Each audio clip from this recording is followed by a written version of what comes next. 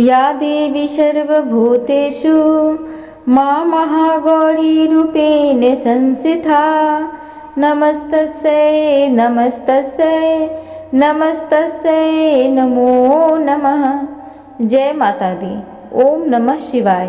प्रिय भक्तगण, आज यानी 10 अक्टूबर को शारदीय नवरात्रि का 8वां दिन है और इस दिन माँ दुर्गा के 8वें स्वरूप महागौरी का पूजन किया जाता है।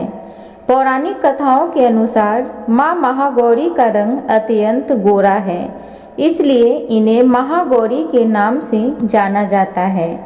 महागौरी का स्वरूप अत्यंत सुंदर, प्रकाशमय और ज्योतिर्मय माना जाता है।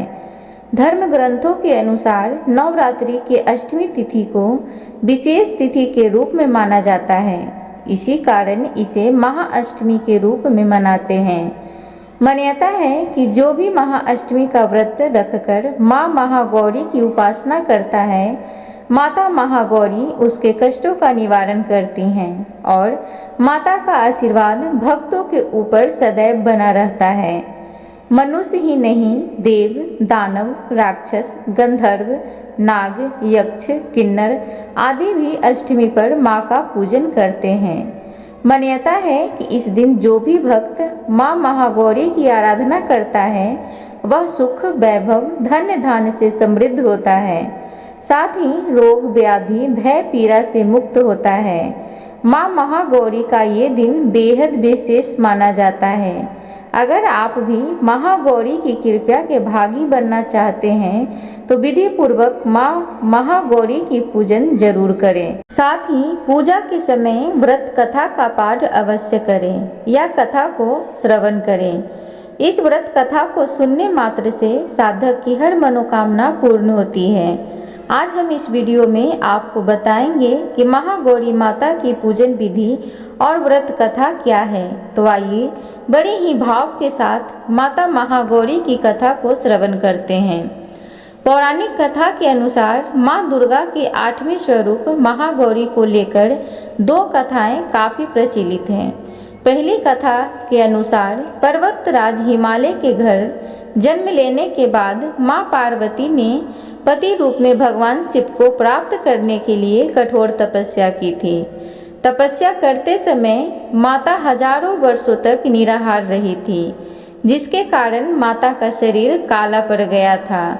वहीं माता की कठोर तपस्या से प्रसन्न होकर भगवान शिव ने माँ पार्वती को पत्नी के रूप में स्वीकार किया और माता के शरीर को गंगा के पवित्र जल में धोकर अत्यंत कांतिमय बना दिया। माता का रूप गौरवर्ण हो गया, जिसके बाद माता पार्वती के इस स्वरूप को महागौरी कहा गया। दूसरी कथा के अनुसार कालरात्रि के रूप में सभी राक्षसों का वध करने के बाद भोलेनाथ ने देवी पार्वती को माँ काली कहकर चिढ़ाया था। माता ने उत्तेजित होकर अपनी त्वचा को पाने के लिए कई दिनों तक कड़ी तपस्या की और ब्रह्मा जी को अर्घ्य दिया। देवी पार्वती से प्रसन्न होकर ब्रह्मा जी ने हिमालय की मानसरोवर नदी में स्नान करने की सलाह दी। ब्रह्मा जी की सलाह को मानते हुए माँ पार्वती ने मानसरोवर में स्नान किया। इस नदी में स्नान करने के बाद माता का स्वरूप गौरवर्ण हो गया, इसलिए माता के इस स्वरूप को महागौरी कहा जाता है। प्रिय श्रोतागण, अब आइए जानते हैं माँ महागौरी की पूजन विधि किस प्रकार है। माँ महागौरी के पूजन के लिए सुबह जल्दी उठकर व्रत पूजा का संकल्प लें।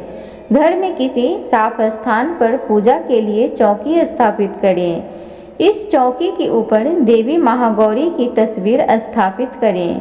चित्र के सामने शुद्ध घी का दीपक जलाएं। देवी को कुमकुम का तिलक लगाएं।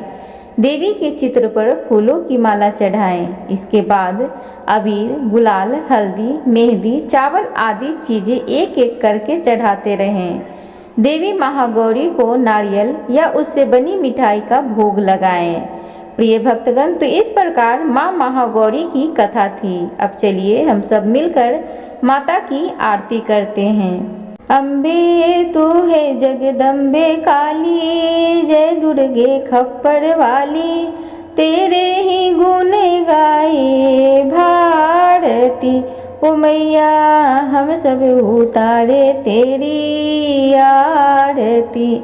ओ मैया हम सब उतारे तेरी आरती। तेरे भक्त जनों पे माता भीड़ पड़ी है भारी, माता भीड़ पड़ी है भारी। दानव दल पर टूट पड़ो माँ करके सिंह सवारी, माँ करके सिंह सवारी। 100 सिंगों से बलशाली अष्टभुजाओं वाली, दुखियों के दुख रे निवारती। ओ मैया हम सब उतारे तेरी आरती। माँ बेटे का इस जग में है बड़ा ही निर्मल नाता, माता बड़ा ही निर्मल नाता। पूत कपूत सुने हैं पर ना माता सुनी कुमाता, पर ना माता सुनी कुमाता। सब पे करुणा दर्शाने वाली, अमृत बरसाने वाली, दुखियों के दुख रे निवारती। ओ मैया हम सब उतारे तेरी आरती। नहीं मांगते धन और दौलत, ना चांदी ना सोना, ना चांदी ना सोना। हम तो मांगे माँ तेरे मन में एक छोटा सा कोना, एक छोटा सा कोना। सबकी बिगड़ी बनाने वाली, लाज बचाने वाली, सतियों के सत्य को संवारती। ओ मैया हम सब उतारे तेरी आरती। ओ मैया हम सब उतारे तेरी आरती। एक बार प्रेम से सब मिलकर बोलो जय माता दी। प्रिय भक्तगण, उम्मीद करूंगी आज की महागौरी माँ की कथा आप सबको अच्छी लगी हो, तो कृपया चैनल को लाइक शेयर सब्सक्राइब जरूर करें। कमेंट बॉक्स में जय माता दी जरूर लिखें। धन्यवाद।